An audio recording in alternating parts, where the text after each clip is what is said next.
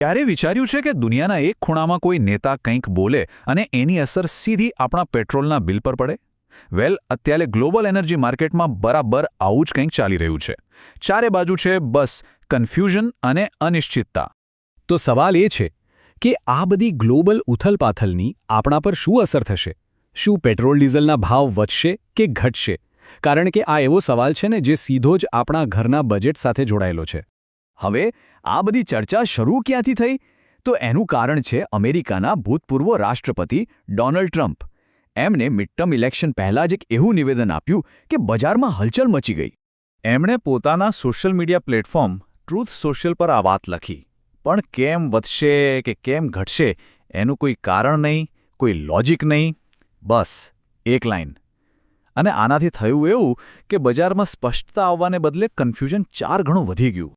એટલે કે એમની આ એક જ કોમેન્ટ એક વાત પાક્કી કરી દે છે: અત્યારે માર્કેટમાં જબરદસ્ત અનિશ્ચિતતા છે. કોઈને કંઈ જ ખબર નથી કે આગળ શું થશે. પણ જુઓ, એવું નથી કે ટ્રમ્પના કહેવાથી જ આ બધું થયું. એમનું નિવેદન તો આગમાં ઘી હોમવા જેવું હતું. એનર્જી માર્કેટ તો પહેલેથી જ ઘણા પ્રેશરમાં હતું. તો સવાલ એ છે કે માર્કેટ આટલું સેન્સિટિવ કેમ છે? વેલ, એના ઘણા કારણો છે. એક તો દુનિયાભરમાં ચાલી રહેલા રાજકીય વિવાદો, પછી મોટા દરિયાઈ રસ્તાઓ પર સપ્લાય ચેનની જે તકલીફો છે એ, ઉપરથી ઓપેક પ્લસ દેશો શું નિર્ણય લે છે એના પર બધાની નજર હોય છે. અને હા, દુનિયાભરમાં તેલની માંગ પણ સતત બદલાતી રહે છે. આ બધું ભેગું થઈને ભાવોમાં જબરદસ્ત ઉતાર-ચઢાવ લાવે છે. હવે આ તો થઈ ગ્લોબલ વાત, પણ આ બધાની ભારત પર શું અસર થાય છે? ચાલો એ સમજીએ. કારણ કે આ માત્ર વિદેશી હેડલાઇન નથી, એની અસર આપણા સુધી પહોંચે છે. જો આખી વાત એક ચેઇન રિએક્શન જેવી છે. એમ સમજો કે સૌથી પહેલાં દુનિયામાં ક્રૂડ ઓઇલના ભાવ વધ્યા. હવે ભારત તો મોટાભાગનું તેલ બહારથી ખરીદે છે, એટલે આપણું આયાત બિલ વધી ગયું. એના કારણે ટ્રાન્સપોર્ટેશનનો ખર્ચ વધ્યો, અને જ્યારે ટ્રાન્સપોર્ટેશન મોંઘું થાય એટલે પછી શાકભાજીથી લઈને રોજબરોજની બધી જ વસ્તુઓના ભાવ ઉપર જવા લાગે છે.